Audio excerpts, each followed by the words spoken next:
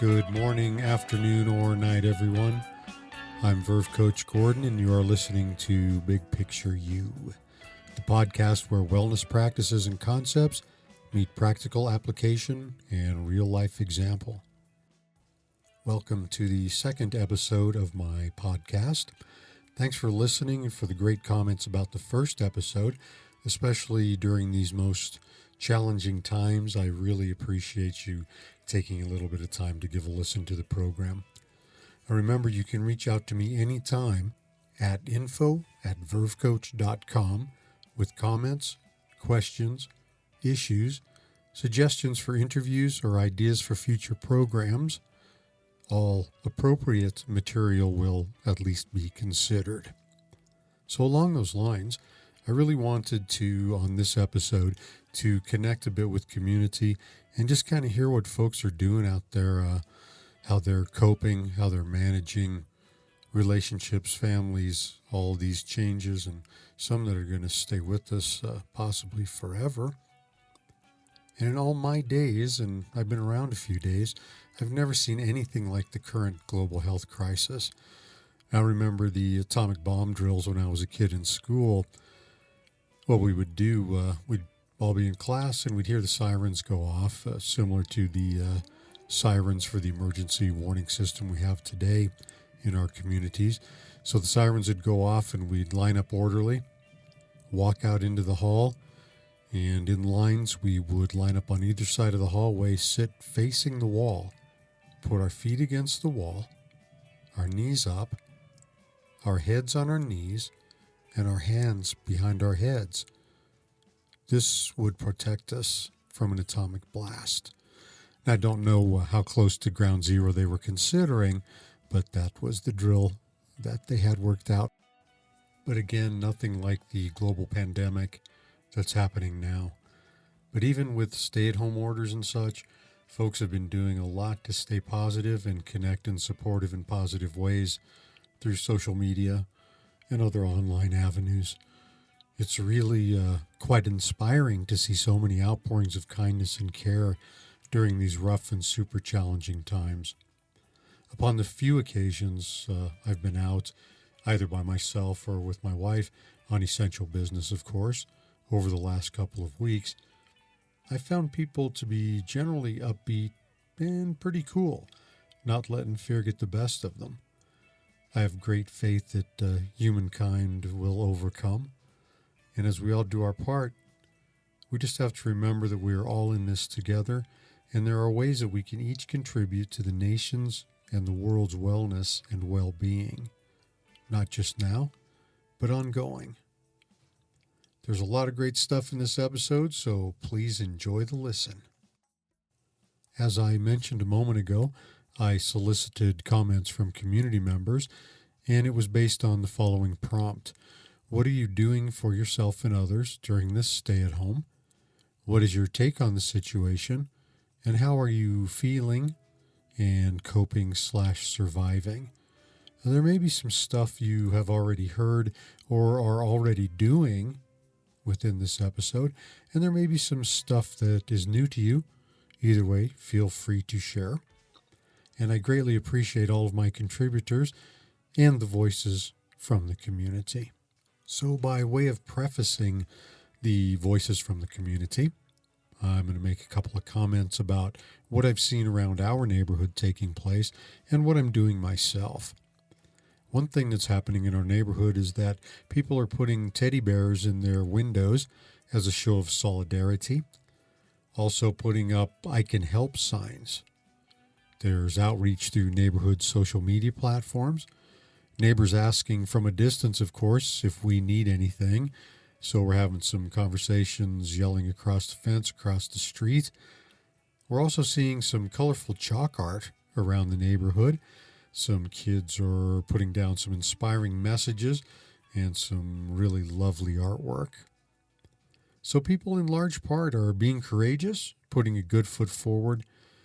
But I think we understand that people are worried and even scared, not only for themselves, but for others as well. Family, children, loved ones, the future. But most folks are also abiding the mask guidelines. But a side result is that we can't see the emotion in one another's faces, the beautiful smiles of humankind, or even sadness or worry. But the eyes can be very expressive, so don't shy away from smiling at one another, because your eyes will surely carry the message forward. So some of the things I'm doing include offering free coaching mini sessions, and these are about 15-minute sessions, provide a little motivation, a little bit of upbeat conversation, cheerleading. Feel free to reach out to me at info@vervecoach.com, and we can get that scheduled for you. I'm also reaching out to families and kids with a new song called Countdown for Courage, and I'm asking kids to call in with voiceovers to be included on the recording. So being creative yet maintaining that social distance. I'm also dedicating podcast episodes and asking for input from the community. A lot of useful information comes across my email, so I'm making sure that I distribute and redistribute from organizations to individuals and vice versa. Personally, I remain super grateful and confident in humankind. And a practice I use, and a recommended practice for my clients and listeners, is to each and every day give thanks and express gratefulness. And do this in ways that are appropriate to your belief system. Now, our first voice from the community today is a man that I met at Adams City High School. He is a math secondary coordinator, a high school math teacher, works within the Adams 14 school district, and he's the president of the Commerce City Leadership. And he writes in very concisely, yet effectively, to educate towards cleanliness and pandemics, going hand in hand. Some practices that should be common practices, but are not, that lead toward a lack of cleanliness, that, of course, lead to the larger picture of public health and pandemics. Thank you so much for that comment, Adrian. Much appreciated. Our second voice from the community is that of my beautiful wife, Nat, and she writes, I am thankful for the love and strong support of family and friends, especially my husband, who is my strongest supporter. She's thankful for having the resources to be able to take care of ourselves and family, and that we can provide help if asked. To stay positive, she maintains her yoga and keeps calm and focused through that practice. She relies on her faith to keep her spirits up, listens to music for good cheer, gets out in nature to open the heart to beautiful and living things, whether it be taking walks or even in our own yard. She's also reached into her forgotten skills of sewing and embroidery, becoming more creative, and has begun to enjoy reading books again. So some benefits coming out of all of this. Her passion for cooking is reignited, learning to cook new recipes and loving it even more. Now, I've got to mention at this point in the program that my wife's amazing cooking is foundational to our relationship. It goes all the way back to our courtship over 30 years ago. And at that time, I was pursuing some creative career options, including dance and music. Didn't have a lot of money, didn't own a car. I lived in downtown Denver, and she lived way over on the other side of town in Aurora. And after my long days of my activities, I would ride out to her apartment on my bicycle, getting there between 10 and 11 p.m., and she would have these lavish multi-course meals laid out for me. My wife is from Thailand, and that's where and how she learned how to cook, so you can imagine how wonderful the meals were and still are. So, within this stay-at-home, the cooking has ramped up even more. Emotionally, she says she is strong and hopeful, but sometimes sad for those who have suffered the loss of their loved ones and for those who have to work all the time because they have no other choice. She feels hopeless at times because she can't help them. Moving forward to the big picture, she says that's when we all have to make a lifestyle change to need less stuff, use less stuff, and to care more for each other and Mother Earth. She closes by saying, together we will be stronger as a person and as a nation. I hope that we will be more gentle and kind to each other here and around the world. After all, we are one human race. Indeed we are. Thank you so much, Ned. Our next voice from the community is that of Rhonda. Rhonda works for the Douglas County School District. She's a one-on-one special educational assistant, and she has a son who is following somewhat in her footsteps within that same field. She says she's staying positive by having gratitude. She goes on to say, grateful daily for our healthy family, grateful we all have food and shelter, grateful I can see Mom and help her with her needs, grateful I have a job and I'm getting paid with insurance during this time. I'm feeling so grateful. I'm hopeful that everyone can take away positives from this, myself included. It's been great to see the world take care of each other monetarily and emotionally. I hope we can all keep it up and see less divisiveness. Coexist, as the bumper sticker says. She also hopes we can enjoy what we have and have a heart for those who are less fortunate. Rhonda also says, ecologically, our planet has had little time to heal from pollution and the human effect, and I guess we could use that metaphorically as well. In closing, she says, our Earth's heart is beating again. Our next voice from the community is that of Biftu. She is the school director of Pharmakia Pre-Pharmaceutical School. Look them up for a wonderful career opportunity. And Biftu says, grab the opportunity to create positive change. Let's not return to business as usual. Change brings opportunity. It is up to us to take the opportunity and excel to the next level of achievement and not go back to same-o. It is unto us to accept the lesson or not.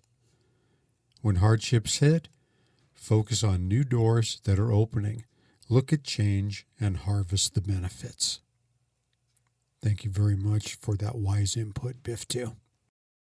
Now, within the voices from the community, I wanted to connect with someone who works directly in the healthcare industry.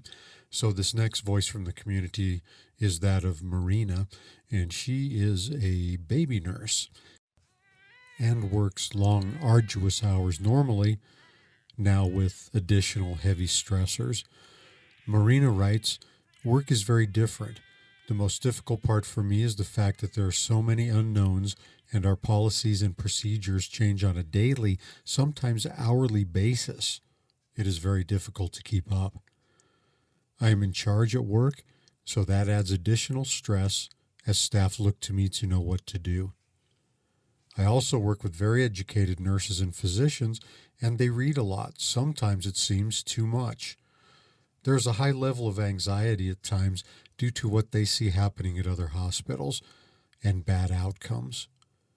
Our hospital follows the CDC guidelines, which are constantly changing, but according to articles you read, it doesn't necessarily protect healthcare workers, and it can feel like it is based on the amount of supplies we have and not what is safest. That adds a lot of anxiety and fear. As far as our patients go, they deliver their babies with only one support person allowed the entire hospital stay. Their other children, their parents, etc., can't meet the babies until they go home. Our patients are not allowed any personal items other than a cell phone while at the hospital, and the staff caring for them are always wearing masks and other personal protective equipment, which makes the whole experience much more impersonal and completely different. She continues, But at home, I feel blessed to be forced to slow down in a world where my husband and I are usually always too busy running from activity to activity with little time to see each other and spend quality time with the family. So we have been playing games with the kids and have organized many rooms in the house. Little positive outcomes there. However, on the flip side of that, she goes on, homeschooling 4 children while working full-time nights is so very challenging. I feel constant guilt that I'm not able to dedicate enough time a day towards their learning. And trying to manage and teach during school time with the kids who are straight A students at school, yet still need pretty constant support and help navigating a new online learning system is a whole new beast.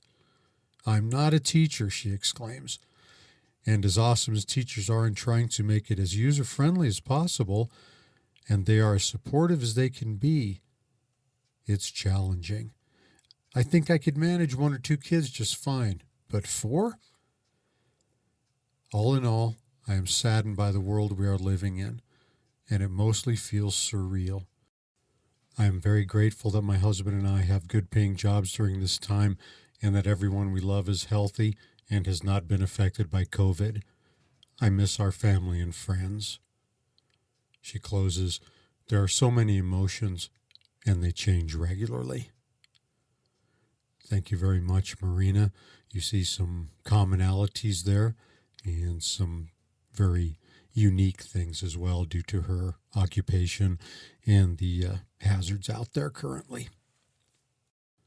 Now, we all know that the basis and foundation for the current global pandemic is COVID, but there are many, many other social implications, results, and repercussions that are going to come from all of this. Again, I wanted to get a good cross-section of folks for our Voices from the Community today.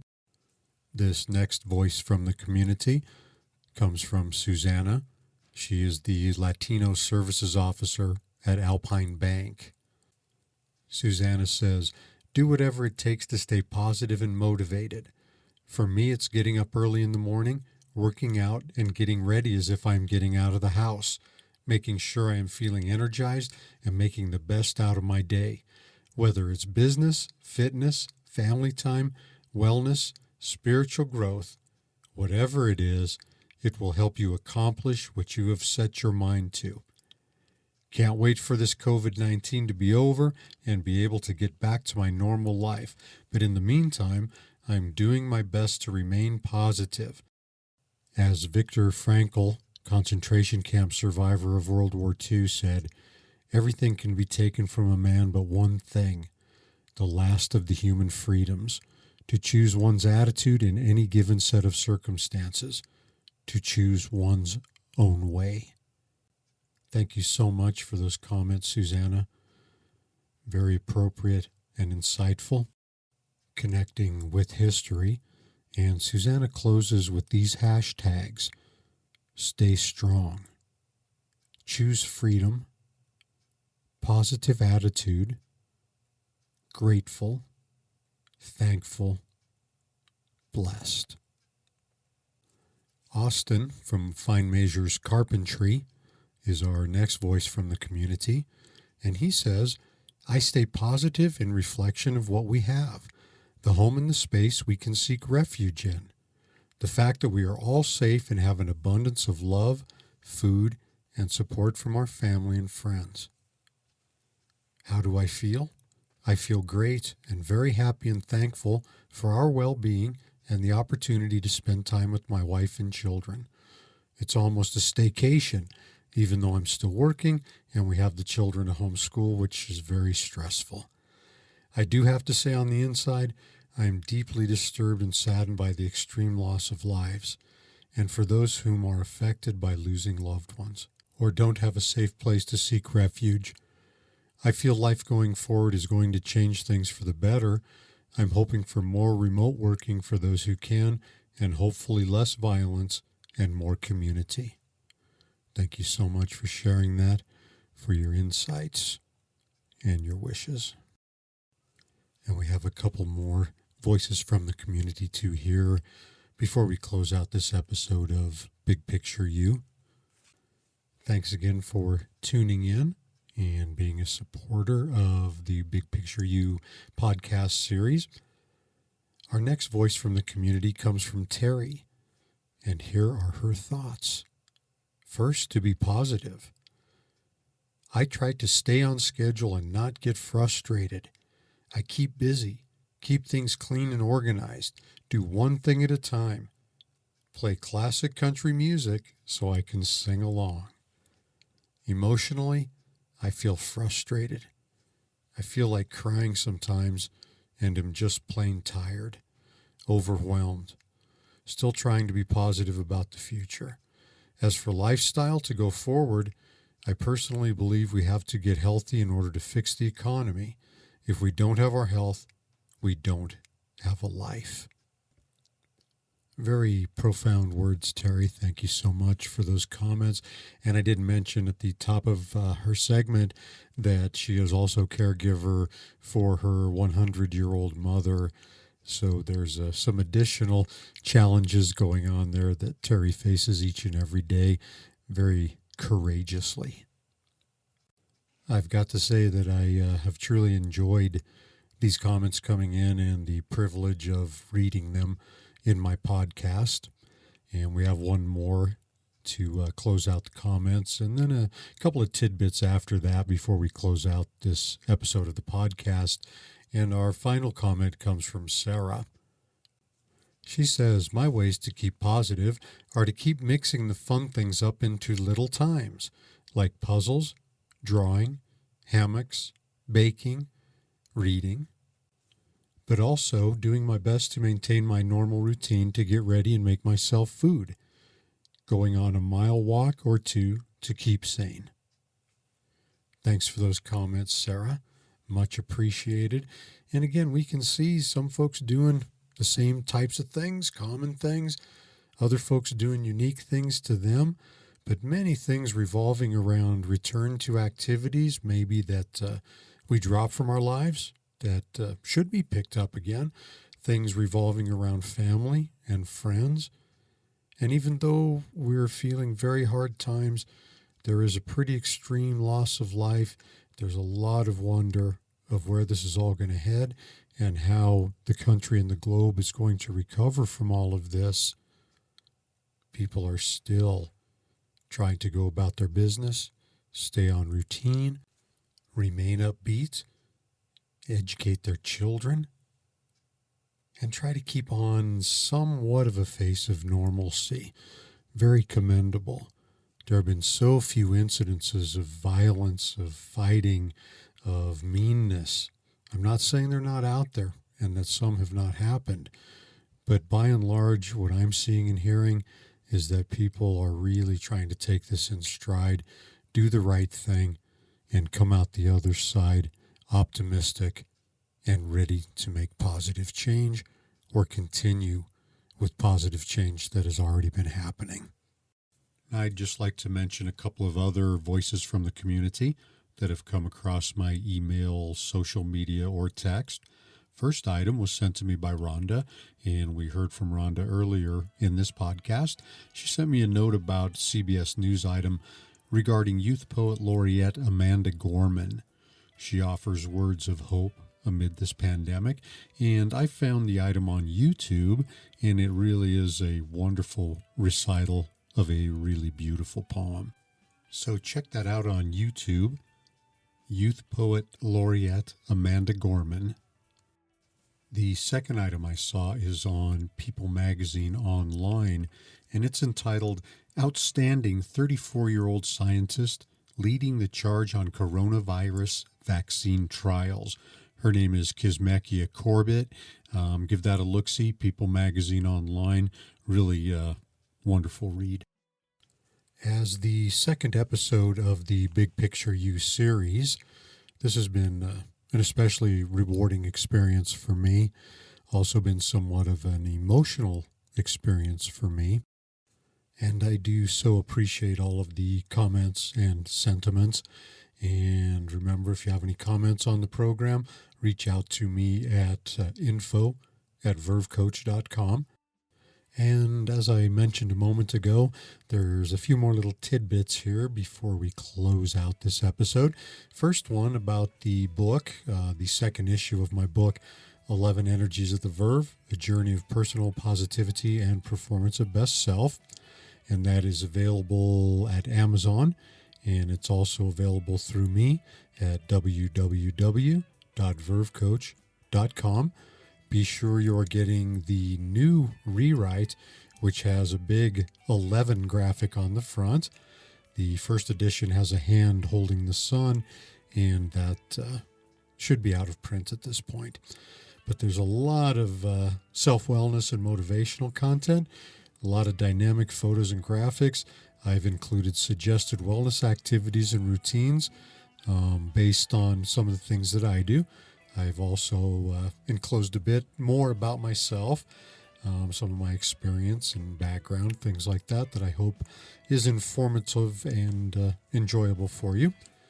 There's also a fun activity in the back of the book, the free 11 Energies Revelation tool, and it's in the back of the book. It's also at my website, www.vervecoach.com. If you click the menu item 11 Energies, go about a quarter of the way down the page, click the link to the Energy Revelation tool, and you'll be taken to that page.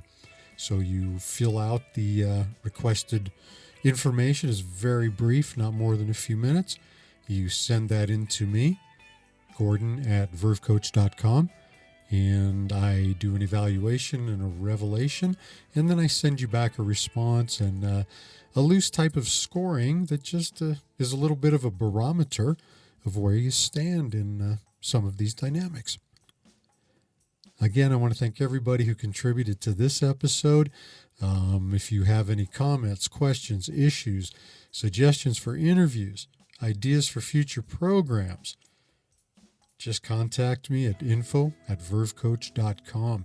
And remember, all appropriate material will at least be considered.